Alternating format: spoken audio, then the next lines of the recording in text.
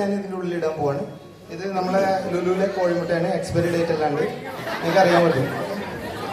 അപ്പൊ ഞാൻ ഇതിലിട്ടിട്ട് ജസ്റ്റ് മോന്റെ കയ്യിൽ കൊടുക്കാൻ പോകും.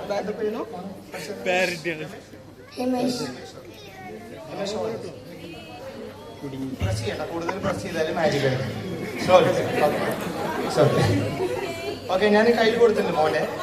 ഞാൻ വെറുതെ 1 2 3 എന്ന് പറഞ്ഞാൽ മതി. മാജിക്കിൽ എന്താ ഉണ്ടാവും നോക്കാം നമുക്ക്. 1 2 3. ഇതൊരു ചെറിയ കോഴിക്കുഞ്ഞായിരുന്നു. ചെക്ക് ചെയ്യാം. ഓക്കെ, എവിടെ പോയി?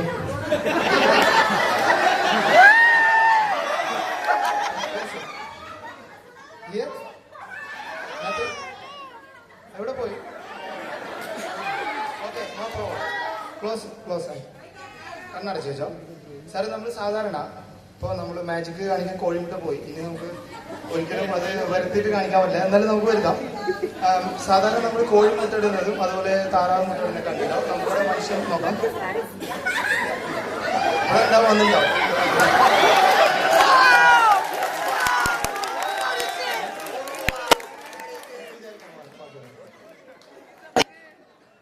ഇപ്പൊ വീണ്ടും ഞാൻ ഇത് ഇടാൻ പോവാണ്. ഇത് ഞാൻ ഇട്ടിട്ട് നിങ്ങളെ കയ്യിലേക്ക് ഇട്ട് തരാം. പിടിക്കാം, ആ ബാക്കിൽ ഇരിക്കുന്ന ആൾക്ക് പിടിക്കാം. 1 2 3 പിടിച്ചോ.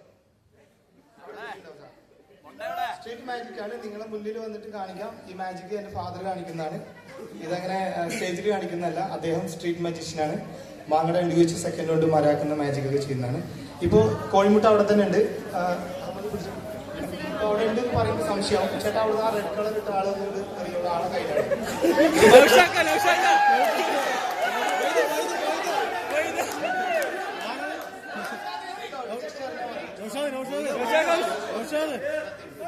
അങ്ങനെ പറയുമ്പോൾ വിശ്വാസം ഉണ്ടാവില്ല അല്ലേ?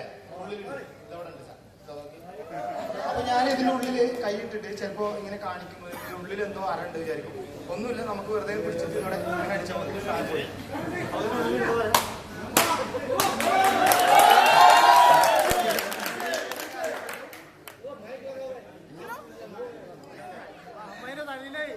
അപ്പോ സ്ട്രീറ്റ് മാജിക് നെക്സ്റ്റ് ഞാനൊരു ലാസ്റ്റ് ആയിട്ട് എന്റെ മാജിക് കൂടെ കാണിക്കാൻ പോകുന്നു. അതിന്റെ സ്ട്രീറ്റ് മാജിക്കിൽ എന്റെ ഫാദർ കാണിക്കുന്നതാണ്.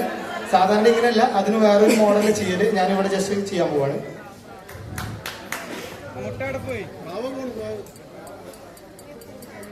കുഴപ്പമില്ല.